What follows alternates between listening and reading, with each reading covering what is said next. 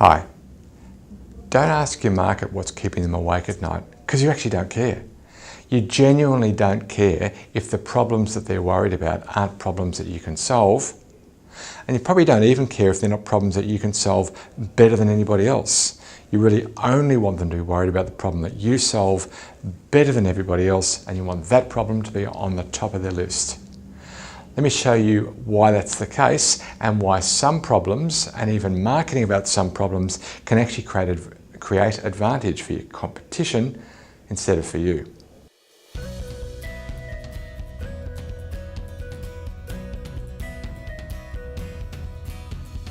Your solution, whether it's a product or a service or a combination of both, was designed to meet a particular need. And if your market has that need, or some buyers in your market have that need, then they're going to look at your solution and say, where have you been all my life? That's exactly what I need, because you designed it to meet that need. That's great. What if they don't? What if they actually don't have that need, but a different need? Well, the odds are pretty good that somebody else built a solution for that different need. And if they looked at that other solution and compared it to yours, they'd find the other solution more attractive. Now, can you still sell your product or service if they've got the wrong need, the other need? You kind of can, but it's just really hard. It's pretty much why salespeople get a bad rap, and the yield is going to be very low. A good salesperson knows that, and instead what they do, and I'm not trying to say I'm inventing this, they've done this for years. What a good salesperson does is to change the concept of what the buyer thinks they need with good questioning and sharing some knowledge and insight. I mean, quite frankly, you know more about the need that you solve than most of your customers do. You can help them with that superior knowledge to understand why they're maybe thinking about the need in not quite the right way. That's the job of a good salesperson. Frankly, it's also the job of marketing, but I'll come to that in a moment.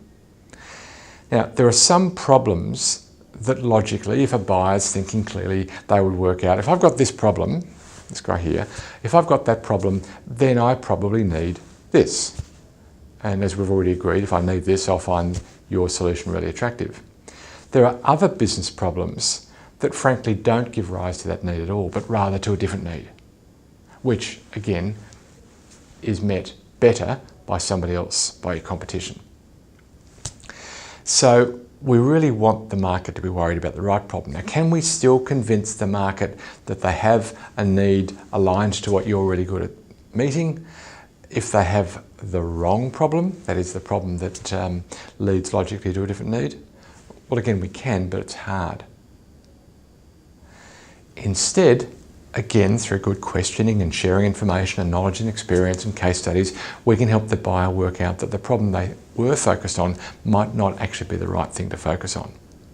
Again, the job of a good salesperson, and increasingly now the job of marketing, because buyers progress so far down the funnel along the buyer's journey before they're willing to engage. You actually need marketing to be doing some of that troubling. So really, rather the market's worried about the right problem, the one that you can solve better. Now let's go to the market. There are some parts of your market that no matter how hard you try are going to arrive at the right problem. And there are some parts of the market, no matter how hard you try, are going to arrive at a different conclusion. They have a different problem, the one that's met by a different need, solved by a different solution. In other words, the one that you'll lose with. Now, can you convince the wrong part of the market that they've got the problem that you solve? Well, you can, but again, much smarter for us to be focused on the part of the market that's more likely, more able to connect with the problem that we solve better than anybody else, and get them worried about that problem and help them work out what they need. So there's quite a strategic stack here, and the benefit of this thinking is if you think about what your stack looks like, the yellow stack, and you think about what your competitor's stack looks like, the red stack over here, think about what that looks like. And don't only message to the market about the problem that you solve, but maybe even anti-message. And by that I mean, I'll try that in English. You may well be thinking A, B, and C, but experience has shown that D, E, and F. Shift them from one concept to the other. Now that used to be the job of sales, but because again the buyer wants to progress so far down the journey before they're willing to engage with your salespeople, it's actually increasingly the job of marketing. Marketing that puts on events to say about all the happy things, your product, its benefits, its points of difference, and why it's great, is doing you a disservice. Marketing actually needs now, modern marketing needs to help play a role in getting the market worried about the problem that you know how to solve better than anybody else. In your funnel plan, you need to identify the problem that you can solve better than anybody else and that's troubling enough for the market for them to worry about. If you haven't got a funnel plan, get a free one. You can go there now and get a free funnel plan at funnelplan.com.